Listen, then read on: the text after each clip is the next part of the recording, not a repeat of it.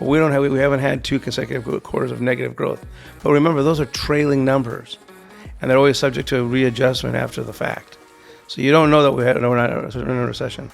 I'm telling you, we're in a recession. Mm-hmm. I mean, we have no growth, we have no income growth, we have no GDP growth, we have energy problems, we have high prices, we have inflation through the roof. You know, all costs are going up. We are in for a really rough ride. Hey everyone, welcome back to the Make More podcast with Matt Heslin. I'm Matt Heslin, I'm your host. I'm glad to be with you today. I'm here with my good friend Steven. Steven, good morning. Good morning, Matt. How are you doing? Good, how are you? Doing good. Good. Glad to be back. Huh? Glad to be back. Glad to have you back. It's been a long time. Yeah.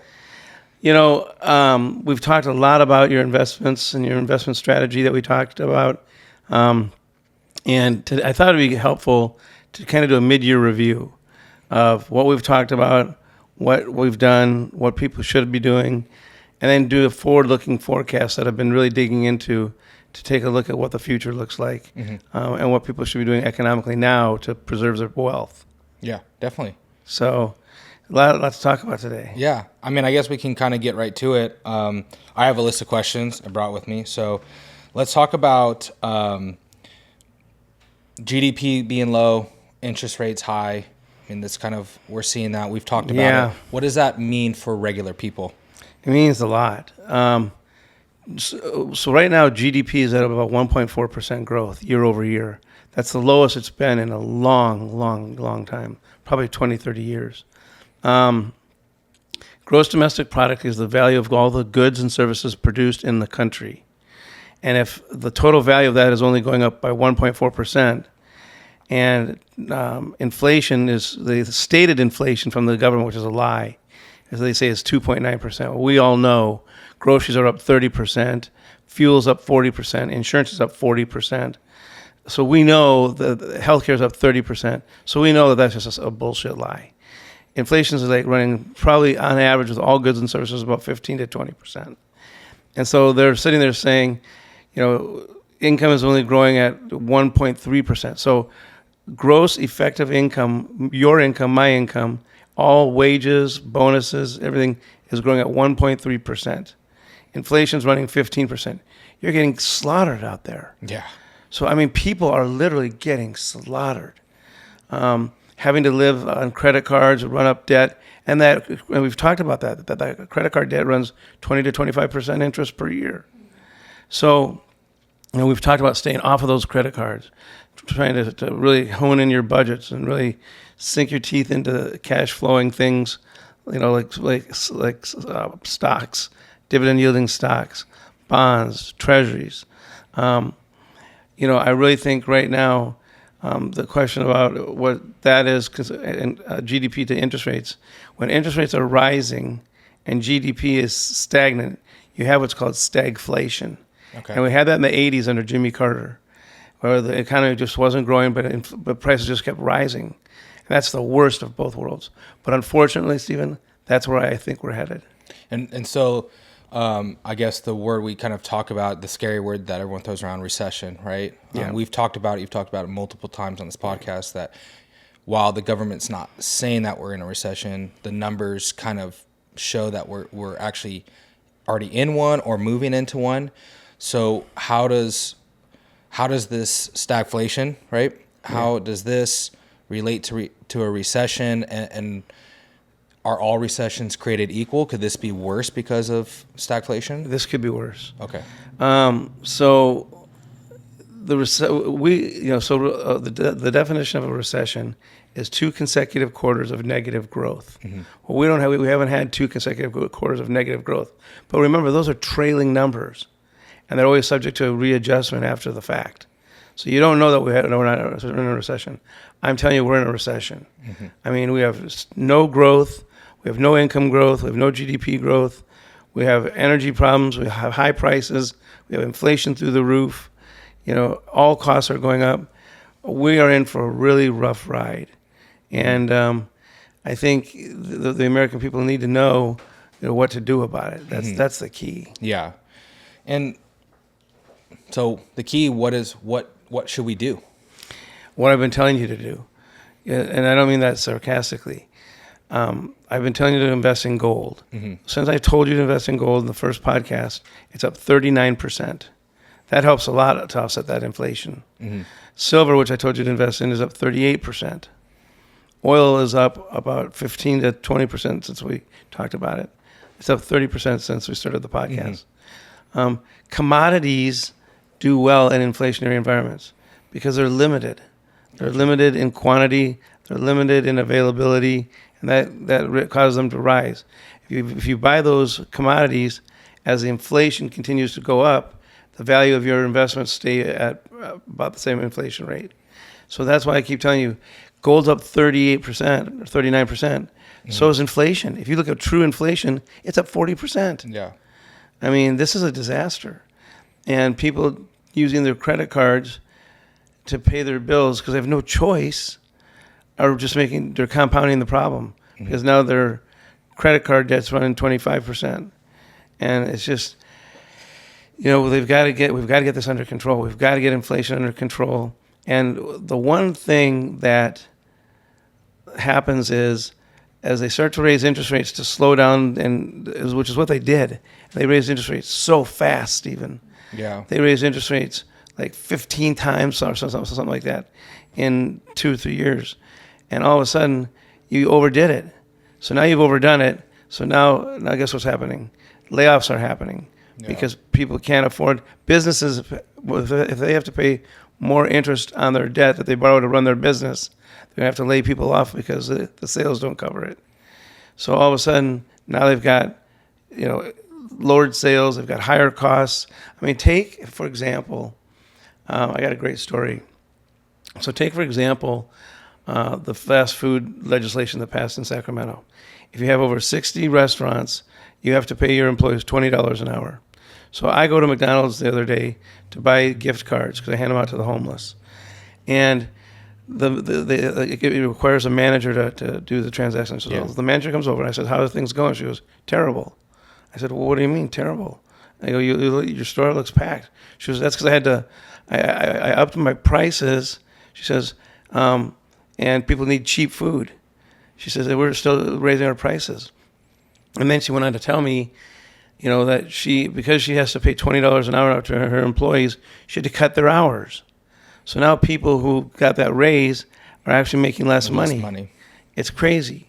So we're in for a very rough ride coming up. Yeah, it's funny. I just had I'm on the board of our HOA community, and we just had our budget meeting last night, and we had to approve a 10% increase in our assessments. So I think it's roughly. We were just under $500. So I think we're going up from like $490 to $540 or something like that. It's a lot. It's a lot. And in the community I am in, it's a older community. Most of the residents there are older, retired, living on fixed income. So it's not to sound. I don't want to sound negative. For me, the increase isn't a big deal. I understand it, but for others, $40 a month, that's a lot of money. And we got a lot of people asking, is there anything we can do? And there's really nothing. And there's nothing that we can do. And it's majority of it is water. The water in San Juan used to be run by a different company. Now it's by Rancho Santa Margarita, and they screwed up their financials and everything so bad. Now we're all paying for it. Oh boy. And so you have things like that in this community where I think our water, our new rate, it's 25% increase. It's a lot. It's a lot. And so there's so many things where that our prices are just going through the roof. The pain is being compounded by bad policy. Yeah. The policy of the current administration is horrific. And now they're talking about price controls, where they're going to artificially set what you pay for food at the supermarket. That's never going to work. Richard Nixon tried that. It was a disaster, unmitigated disaster. You have to let the free market work. Yeah. Government cannot dictate pricing. It does not work. Yeah. It causes supply interruption problems, and we've already seen what that does to inflation. Yeah. Drives inflation way up. Well, and we see what other countries and places have implemented things like that, and it doesn't go too well for a lot of them. Most of those people are trying to immigrate here. Yeah, where from they've done stuff like Venezuela that. and the countries Yeah. have tried that. Yeah. Yeah. Yeah. All right. So, kind of getting back to the state of the economy right now. For myself, for other people listening, why are interest rates rising? The definition of inflation is too much money chasing too few goods. And when you have supply interruption problems, you have people raising their prices because they have the supply and we need it. And so prices rise, oil as an example. But one of the biggest reasons was during COVID, the government printed so much money. I mean, so what happens is the Treasury Department, the Fed, goes out and sells and issues bonds to finance their debts because they're spending money they don't have. So the government goes out, sells to the public, to the Chinese, to the Japanese, to you and I, to corporations, Treasury bonds, which carry an interest rate of call it 5% right now. And when they start printing money, it starts putting more what's called M2, which is all money, currency in circulation, starts growing. And as M2 or money starts growing, how does it grow? I mean, it doesn't grow on trees. So it grows because the Fed prints money. And so it used to be that people wanted to buy our bonds. But would you want to buy a bond of somebody who owes $8.7 trillion? You don't want to buy their bond. Yeah. It's not secure. It's not safe. Yeah. So the U.S. government stupidly went out and started printing money to buy their own bonds at auction, meaning nobody was showing up to buy their bonds. You know, the debt's coming due, so you need to refinance the debt by issuing new bonds. Well, the Chinese weren't showing up, the Japanese weren't showing up, because who wants to buy an $8.7 trillion debt or bond? Yeah. So they went and started printing money, just artificially printing money and putting it out there and using that money to buy their own bonds. So they were the bidder of their own bonds with their money that they printed. Yeah. And so all of a sudden, their balance sheet went from $1 trillion, their balance sheet. Keep in mind, they don't make anything, they don't sell anything, they don't manufacture anything. They bring no value. So how does their balance sheet go from $1 trillion to $8.7 trillion? They printed $7.7 trillion in fresh cash, just out of thin air. Yeah. Well, that makes the dollar worth less and worth less, which means you go back to my gold strategy. Buy the gold as the dollar gets weaker and inflation kicks in. Gold, silver, commodities, platinum are things. Oil are things that you're going to want to own. The interest rates that we have right now, I'm forecasting that the Fed is going to lower interest rates by about 3/4 of a point this year. Okay. Because things are going to get really, really rough coming up here, third and fourth quarter, and the first quarter of next year are going to be really rough. So my best guess after looking at all the different economists and all the different Fed minutes and whatnot, is that they're going to probably drop interest rates 3/4 of a point. It probably won't happen in one shot. It'll probably happen in a couple of shots.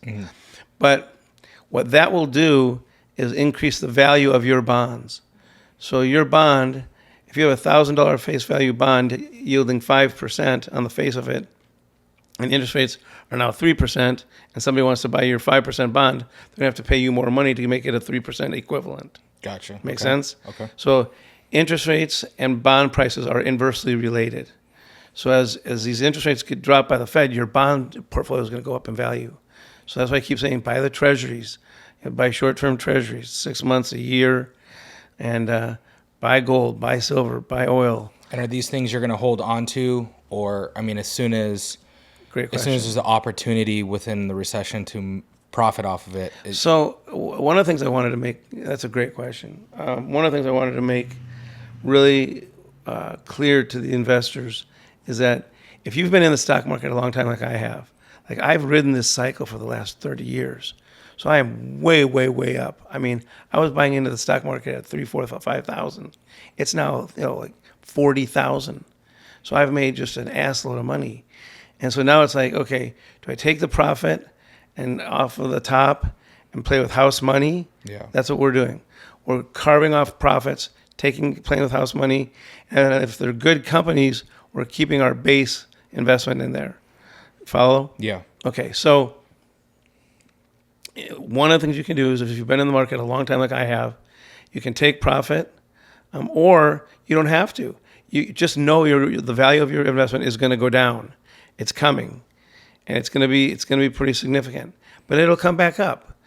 I've been riding this wave for 30 years, and it always comes back. So, if you're older, in your 60s, 70s, I would say evaluate how much profit you have, take the profit, pay the tax on it, and have the cash available, because when the market turns south, you'll have fresh cash to invest at lower prices. Okay. So I think that kind of goes right into follow through that. We're moving to a recession. We've talked about, hey, where we're at right now, you should be buying bonds, commodities like gold and silver. We hit a recession. It's inevitable. We're in it. It's happening. What should the regular people be doing? What should we be looking at buying? Maybe looking at selling. Whether it's stock market, whether it's housing, whatever it is. So here's the interesting thing about that, is that you can't time the market. Nobody can. Yeah. Buffett can't. Bill Gates can't. Nobody can. Elon Musk can't. But what you can do is time the purchase of a particular stock or bond. Mm-hmm. So let's say you like Microsoft, and Microsoft drops 20 or 30%. Well, damn well they're very creative at Microsoft. They're going to come up with new products and new services all the time. So maybe that's the time to look at buying a stock, even though we're in a recession. If you carved the profit off the top, like we were talking about, you now have that fresh cash to buy Microsoft at a discount. Mm-hmm. And they pay a good dividend, so you have a good dividend and a good company that's going to be good for the long haul, and you got it at a discount, which is what we're always trying to do. Never buy it at market, buy it at a discount. I think that's kind of with that, because you're talking about this. It's an opportunity, right? So recessions create opportunities, but recessions are, I would say, most people, regular people, look at recessions as an evil, as a bad thing, which they are, which it is. But business people with money that have been in this know that there's opportunity being made in a recession. So how do you not convince, but make somebody feel comfortable understanding, like, in a recession, most people try to hold on to everything they have because they're afraid of losing it all. Right. But I guess it's taking the risk. Well, right? Part of it is most Americans don't have excess savings to take advantage of the market when it takes a dip. They haven't been in the market that long. They haven't generated enough profit to skim it off the top and then reinvest it at the lower prices. Yeah. They're just trying to get by, and that's the real crime in this thing, is that just bad policy, bad government policy is what's created this problem. So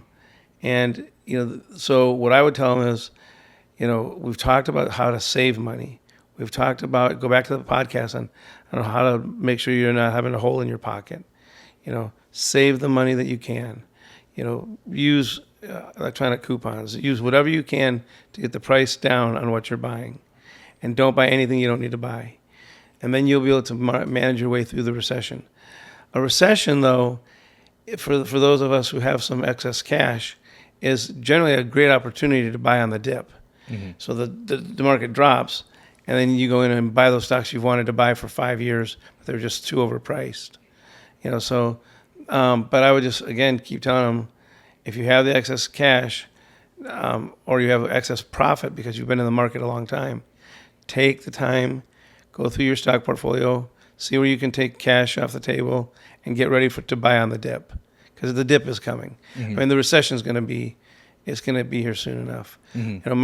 My thought is if Donald Trump is elected, it'll probably take a year for us to get out of this. If Ms. Harris gets elected, I think we're in deep trouble. Okay.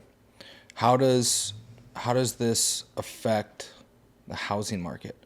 Where we regular people, young people, can't afford to buy homes. I mean, especially talking about where we're at in South Orange County, which has never been necessarily the cheapest place to buy. But I mean, it's absolutely ridiculous now. So there's a number of things in that answer. Interest rates have pushed potential buyers out of the market. That's for sure. Let's start with that. As the interest rates were being raised higher and higher, for every 1% it goes up, it knocks out 500,000 buyers or something like that. And so it really dropped the demand down because the cost of a mortgage was just too high. But the other thing that's happening is you have people who, when the market rates were down around 1 or 2%, refinanced their homes. And like I have a mortgage at 3%. I don't care what happens. I'm not selling that house because at 3%, I'm paying the equivalent of I've got a substantial house. So that house, I'm paying the same as somebody who's renting a 1-bedroom apartment in downtown Dana Point. Mm-hmm. I mean, so literally interest rates have knocked them out. People who are not, there's no inventory, Stephen. There's literally very limited inventory for people to buy. And that inventory that is available is priced higher because there's no competing properties. So now you've got higher interest rates, and you've got high demand, you've got low supply because nobody's selling their house at 3%. So now you've got a double problem. You've got high interest rates, high demand, low supply, people not selling their houses. What's there to buy? Mm-hmm. So it bodes very well for the multifamily housing apartment market. But it's, existing home sales is just low because there's just no inventory. I mean, I could sell my house right now and double what I paid for it, but I've got a 3% mortgage on it. Yeah. Why would I do that? Yeah. What am I going to do with the money? Go into a 7% mortgage? Yeah, I would say 6.5%, 7%, which is it's crazy. Insane. I mean, Sarah and I got lucky. We bought right as COVID hit, and we were in at 3.25% is what we got. Wow. And then I know the rates dropped. They dipped right after that. I also know that our house within 7 months was almost double. Yeah. So I don't think 2% would have been the difference of, I'm still not buying, a double with that for 2%. But now we're talking 6-7% on what is the average price of a home down here now? 1.2, 1.3 million. Yeah. I mean, I don't know, with 7%, was that a $13,000 mortgage? It's crazy. It seems. The problem is, in the young people, so we take all those problems we just talked about, higher mortgage rates, low supply, high demand, all that does push the prices higher. Yeah. But then you've got millennials and Gen Zers, and I think you call them Gen Zennials. And the Gen Zennials who don't have the savings because they have to repay their college debt, or they've got credit card debt or whatever. I mean, you got to get those credit cards paid off, man. Yeah. It's 20 to 25%. So let's talk about, I want to talk about something that you did a podcast on about budgeting. You talked about not going to the bank. Bank's not your friend when you need a loan. We're talking about going to maybe a friend to get a loan for a bank. So what about somebody in a recession situation and lose their job, something like that? Mm-hmm. Do you think somebody might be wise to go to a friend that has money that can afford it during a recession and ask for a loan to keep them floating? Or is that an unwise decision? It's really interesting, Stephen. I just talked to a friend literally as I was walking in who's going to declare bankruptcy today. And this guy has his own company, but he can't afford, all his kids' tuition. His credit card debt is over $400,000. I mean, can you imagine that? And then wild. He's got like $300,000 that he owes friends and family. I mean, the poor guy is just up to his neck. And so he's going to declare bankruptcy. I think people who are in a situation like that, bankruptcy, while not a good thing, is an option. Because sometimes at some point you get so underwater, you just can't dig yourself out. Yeah. And you need help. And that's why the bankruptcy laws exist. But that's not my first option, obviously. I think if you're in a recession, there's probably a good chance you may lose your job. I mean, so right now their layoffs are happening all across the country. Yeah. And the media doesn't want to report that because the media is biased in their who they want for president, so they're not talking about that. But job losses are all over the place. People are having a hard time getting a job. If you have a job right now and a good job, stick with it.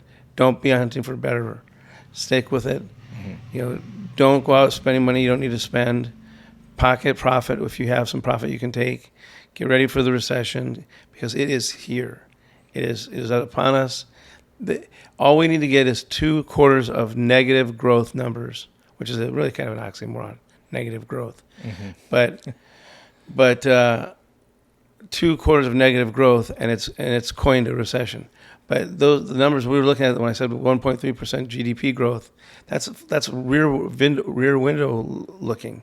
You're looking backwards to the last quarter, so that doesn't tell you what's happening right now. Yeah. Well, I'm looking at the numbers right now, and we are definitely in a recession. So, where do we go from here? What would you advise me? You know my business, what I do, what I make, who my clients are. I mean, that's a big thing, right? My clients are all in the construction industry, home construction industry, which is extremely reliant on, the housing market, people's jobs. So, of course, I'm looking at I can already see it. Like the sales of my clients, they're not at the levels they used to be. Right. Also, election. Usually, every election year is related to that because people are waiting to see what's going to happen. But but what I do. So, for something like what I do, what situation I'm in, what would you advise me to do? I mean, I think for you've got a niche. Mm-hmm. Yours is a niche business, right? Yeah. And staying true to the niche is always important. Mm-hmm. Developing alternative sources of revenue where you can is also important. So, I mean, even myself, I've got multiple streams of revenue, from real estate investments to bonds and stock portfolio to retail properties, whatever. And even I'm looking for alternative sources of revenue because, the apartment market has been hit. So the distributions are down. And it's like, I'm used to a quality of life that's not really negotiable with my wife and my kids. So I gotta get more streams of revenue coming in. Yeah. And we've talked about that at length. I think stay true to the niche, keep focused, keep your core clients at the forefront of your mind, making sure you're taking good care of them so they pay their bills, that you're desired. And then I think the other thing is people need to derive income from their existing assets. If you're getting a 3% bond right now, sell it, jack it up to a 5% bond. So take whatever assets you have and make more of them. Right? Mm-hmm. That's the podcast. So make more of your existing assets. Make more revenue stream. Make more out of your existing dollars by spending less of them, and especially wasteful spending. Mm-hmm. That's what they should be doing right now. Let me ask you too: is making more? Is there? And we were talking about opportunity. Is there opportunity in a recession to create a business that can thrive in a recession?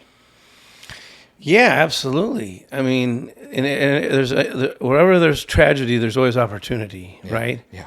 So, I don't know what the business is that you have in mind, but just thinking along those lines, I would say absolutely. You just got to find out what it is and get creative. Mm-hmm. I mean, the green energy deal that they've proposed, while I don't support it, I support parts of it. Is an opportunity for somebody who's creative to create new energy sources. Mm-hmm. There's not easy to do, but figure ways of doing it. There's creative ways of doing anything. AI presents a real opportunity for people. I mean, working with AI and creating new business models, it's all there. It's available. I would say in a recession, it's much more difficult. Yeah. It's much more difficult because lending is way down. Demand is way down. The pain factor in the economy is way up. And so it's harder to create a new business and get funding for it. Yeah. Just harder. It can be done. It's just harder. But that's where you go back to the friends and family. Yeah. And that's why I think, like, let's say you go back to friends and family, you need a loan. I look at, again, going back to my niche, my clients, what they do. Somebody who's looking at expanding their business, who maybe they're going to have a low during the recession, but they're not going to go out of business. They're smart. They've built something that can survive through it. But their whole goal has been to expand it, to grow it, to make more money, and maybe that comes with equipment, right? Heavy equipment. Right. I see an opportunity. Businesses they go under, construction businesses go under, and these auction yards start filling up with heavy equipment for really cheap. Yeah. And I look at that like that's an opportunity if you're in the right place you can grow your business in a recession because you can get things at the cheap because people, filing bankruptcy, those things end up at auction houses. Absolutely. And then, if you have a Matt Heslin who can give you a loan to buy that equipment rather than, the bank, those are opportunities. But again, some of those opportunities come from networking, right? If you don't network, you wouldn't know a Matt Heslin or whoever can provide that opportunity for you. And, a lot of people aren't entrepreneurs. Mm-hmm. A lot of people work for a living, for a job. Yeah. And, if they get laid off in this recession, there's going to be a lot of layoffs coming. When those layoffs hit, those people need a backup. They need now is the time to put your action plans in place, your backup plans, because it's coming. Like I said, skim the profits off the top of your investments.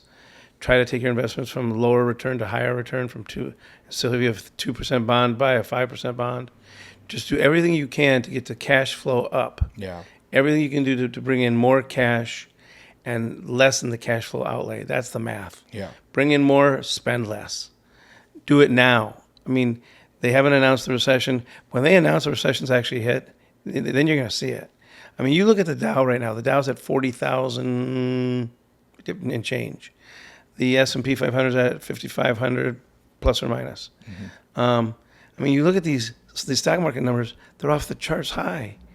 They're going to come down. So if you're going to take profit, do it now. Don't sit around and wait for another 3 months. Do it now. Take your profit. You might miss a little bit more on the upside, but you'll have it in the bank to keep your family going. Mm-hmm. And that's critical. I think one thing we haven't talked about, and maybe something for people in the situation, what about retirees? People who they're getting their pensions and money from all these things. How is this going to affect them? How does this affect them? Maybe they retired post the last recession we had. Don't understand like where their money at, how their money gets into their bank account every month. It's really interesting. It's a great question. So let's talk about retirees, and I'm going to talk about my friend. So my friend invested in projects that are now distributing less income, and he retired. So I know he's nervous, going, oh my gosh, I retired post-COVID. Things were good. Now things have turned. We're seeing in the apartment world, the business is getting softer. Mm-hmm. And he's going, am I going to have to go back to work? So there's a lot of people who retired who are going to probably have to go back to work. Yeah. And then you got the retirees who, they're older, they can't really go back to work. They have fixed incomes. And what's so sad is that the Fed and the Treasury Department and the Biden administration all knew inflation was running, 30% higher in groceries, 40% higher in fuel, 40% higher in insurance. They knew that. And they gave them like a 3% raise or something like that. I mean, they're just screwed. Mm-hmm. I mean, there's no other way to put it. If you're 90 years old and you're living on Social Security, you're already suffering. Yeah. But now, the reason they claim inflation's 2.9%, so they only have to adjust their cost of living 2.9%, because that's what they get. They get cost of living increases. Yeah. But the real inflation is much, much higher. Yeah. So the seniors are getting screwed, to nobody's end. Yeah. So This is where families have to come together. This is where families have to circle the wagons, get around grandma, get around mom and dad, help them out. Everybody work together and pitch in, and it's survivable. But if you're on your own and you're a senior, it's going to be a tough go. Yeah. I think too, it's hard for pride comes before the fall. It's hard for people to ask for help. And we've talked about that before. Yeah. You've had a great job, had a great career, and then all of a sudden, you thought you were set, and then all of a sudden, the economy goes south, things don't work out, and you're in a bad situation, but you don't, your pride hits you. You don't want to ask your kids or your siblings or anyone for that help. You see it all the time, and people you watch them crumble. Like, people resort to alcohol. Alcoholism gets really high in recessions. Yeah. Well, and the part of it is depression. Part of it that is going on right now. Anyway, it's been going on since COVID. The suicide rate is very high. Depression, anxiety. I mean, imagine trying to manage through that process. The seniors, the government has got to do a better job of taking care of the seniors, because that 2.9% increase is not going to help them at all. Yeah. I mean, here's 3 more cents on the dollar. I mean, we don't do that great of a job of helping veterans, so the chances of them helping seniors is probably even lower. Yeah. No doubt. But this country's got a resiliency to it. One of the things the reason people invest in the American market is not just because we have laws to protect investors, which a lot of countries don't, but it's because it's very resilient. The American economy is the one vehicle in the world that people know they can invest in, and they may go down, but it always goes back up. So I think America, the one reason we've been able to stay afloat is we are the reserve currency of the world. And that means every country trades in some way, shape, or form in dollars. Yeah. And so the demand for dollars is always there. And because the demand for dollars is always there, the demand for dollar-denominated assets are always there. So they're always buying American stocks, American bonds. I mean, why are we at 40,000 on the Dow when we really are in stagflation? I'd argue with anybody that we have 1.3% GDP growth. We have probably truly 15 to 20% inflation rate when you blend it all together. Yeah. You know what they do, Stephen? They go, real GDP growth is this. Real inflation is this. And they take out gas. They take out food. They take out like healthcare. Well, I mean, those are the top 3 things with inflation. Yeah. So real inflation is 2.9%. Bullshit. Yeah.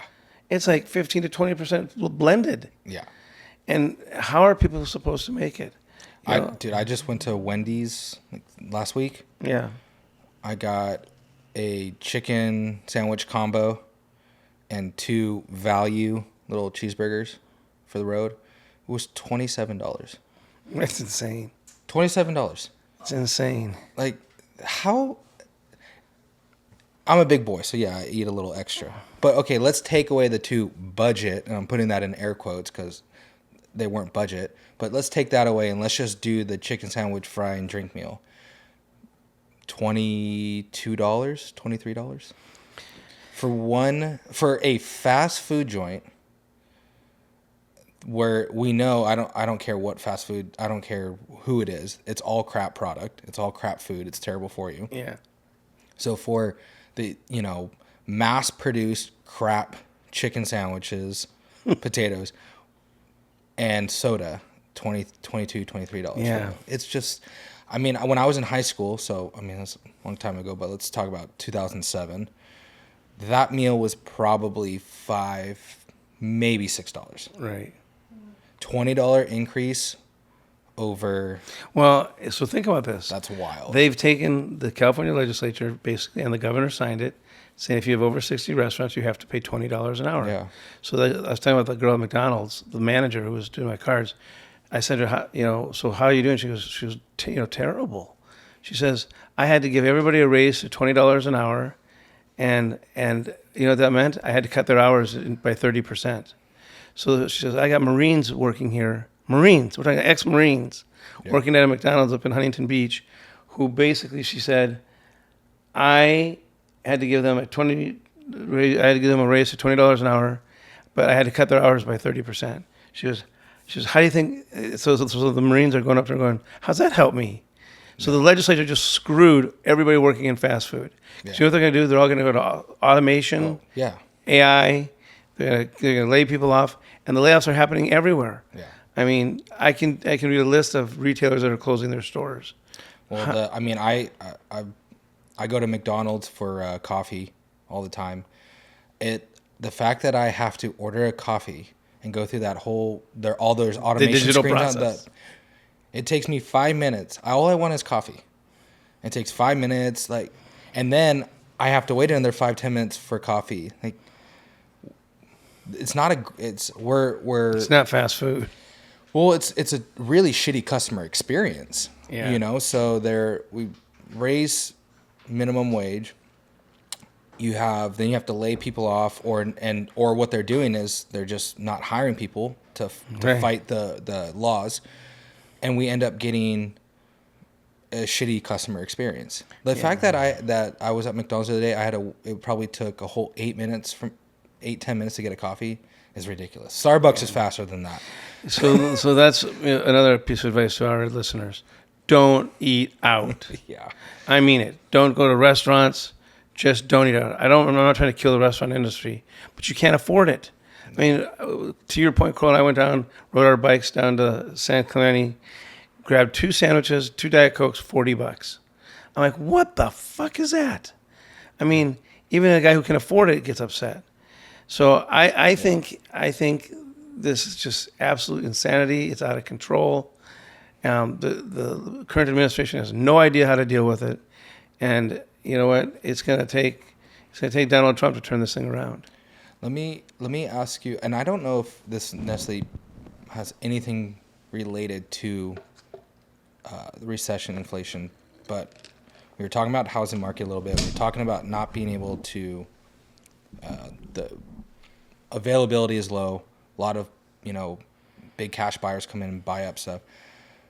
Does the fact that we have this crazy amount of foreign and overseas interests in, especially in Orange County, in our housing market, how is there any laws? People are talking about laws of, I see these Chinese entity companies buying up homes in Orange County. How is this not that's definitely taking away the opportunity for people to buy here? Well, it has 2 effects. One is to drive the prices higher, right? And is that the whole point of it, is to drive prices higher? They want to own American assets. They're investors in China, the people that live in China. Yeah. That have bought condos that the government built, their entire government built cities, and they sold these condos to investors, and there's nobody living in the whole city. The whole cities are vacant. China is in the world of hurt all times. They are really in a world of hurt. But, I mean, the reason that the Chinese are buying here is because it's safer. They can get a return on their money. They invest in a Chinese condo. Nobody's renting it. They're not getting any return on it. It's going back to the bank. So the Chinese are in a world of hurt, and much worse than we're ever going to be in. If they don't have 6% GDP growth, they're going to have riots on their hands because nobody's got jobs. They can't feed themselves, So the Chinese are in deep, deep, deep trouble. The whole world is in deep trouble. The Germans, the Europeans, the British especially. There's a lot of countries that have just, printed too much money. So now they got too much money floating out there. So now they got inflation. Same problem we've got. Higher interest rates, low sales, higher inflation. It's global. It's a global phenomenon and a global problem that's going to take a solution starting right here in the US of A. And I believe that the next administration can do it. But it's going to take a year to dig out of this shithole. Yeah. And the people who are really hurting right now, they cannot be afraid to ask for a loan from family and friends. They got to circle the wagons. Family takes care of family, or should. Yeah, absolutely. All right, so before we jump off, let's talk about the status of commercial. So it depends on what sector you're talking about. If you're talking about office, there's a big problem in office because this work at home phenomenon has taken people out of the office, and those offices are sitting vacant. And those owners of those companies still have to pay their leases. And so, there's a lot of lead guys who are filing bankruptcy and a lot of guys who are just basically walking away from their leases. And really, it's going to be a slow crawl back for the office market because people have gotten used to working from home. People like it. They feel more productive. So maybe they come back 2 to 3 days a week. Well, you still can't justify a huge office building if your employees are only there 2 days a week. Yeah. So office is going to continue to be a problem. I think a lot of the lenders are doing what's called pretend and extend, where they pretend the problem doesn't exist and they rewrite the loans with them so that they don't have to take the property back and show a bad loan on their books. Because for every dollar that they have to take back in foreclosure, that's a dollar they can't lend out because they have to reserve against that. So I think office is in big trouble. I think multifamily is probably one of the best situated because, as we've talked about, there's just no supply for housing to be bought. People can't afford to buy. There's just no inventory. So multifamily is probably going to be in high demand and probably see the rental rates going up 3-4% a year, which is pretty nice. I think retail is in for more transformation than it has been through. It's been through a lot. But as you notice, retail always survives because one box might go out, call it Albertsons, may go out of the box, but then comes back Fresh Market or Fresh this or that or Smart and Final, Whole Foods, Sprouts. Somebody takes the box. Amazon, use it for Amazon Fresh or distribution. So a lot of those big boxes were transformed from grocery stores and Kmart's into last mile distribution centers for Amazon and Walmart. So I think you'll see retail continue to evolve. Retail is never going away. People want to see the product. I mean, yes, online retail sales is going to grow at a faster pace than brick and mortar retail, but that's only because the numbers are really low to start with. But people like ordering online and having it delivered next day. They don't have to go hassle the stores. But when it comes to times for Christmas shopping or Easter or whatever, New Year's, people want to go to the stores. So I don't see retail changing dramatically, other than to say that it'll continue to evolve. And as opportunities become available, a lot of the big boxes are now gyms. They're last mile distribution centers. They're fitness centers. They're, look what's going on right down here in San Juan Capistrano, transforming that whole section of Los Rios into, shopping centers. And so it's not going away. It's just going to transform itself. I think the single family housing market will come back. But what also doesn't help, in my worldview, is when Blackstone goes out and buys 1,000 of these homes and leases them out. It takes that inventory right off the market. They make money on the leasing, but the guys can't buy it. So I think the single family housing market's got some readjustment it has to go through, but it'll come out on the other side. So, and with that, what is the opportunity for, or is there any talk to stop that from happening? These mass home buys, because it seems like everyone I talk to that tries to buy a home, it's like, well, I wasn't we even offered, but this guy came in with $100,000 over plus with cash and bought that one. Oh, and then he went and bought the one right down the street, they, as a group. It just takes more product off the market. It makes things more expensive. I mean, and hopefully they're making money, but it's a very different product type. There are guys who are doing build for rent housing, where they'll go buy land and build 1,000 homes, and all of them are rentals. That's 1,000 homes we could be selling to people. But they're renting them for income.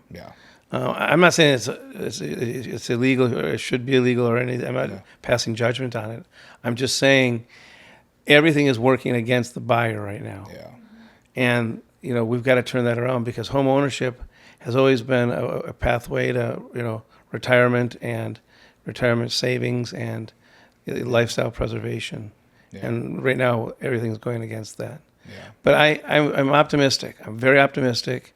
I think we're going to get a new administration. I think we're going to get a new Fed chair. I think we're going to get new policymakers who really understand that supply side economics is the way to success. Mm-hmm. You can't tax people to death and expect the economy to survive.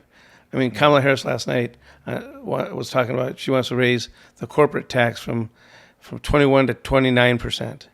Well, that's a huge increase. Yeah, and that just seems like more layoffs. More layoffs, and then it's more price adjustments on the goods and services we buy, and we're going to pay more. Yeah. And it's more inflation. I mean, everything they are doing is causing inflation. Yeah. Printing money, war. I mean, let's talk about the wars for a second. And here we got Israel fighting on two fronts against Hamas, and they're fighting up in the north right now in Lebanon. And, if you want to buy some stocks, buy defense stocks. I mean, the defense department got $800 billion in taxpayer money to prepare for war.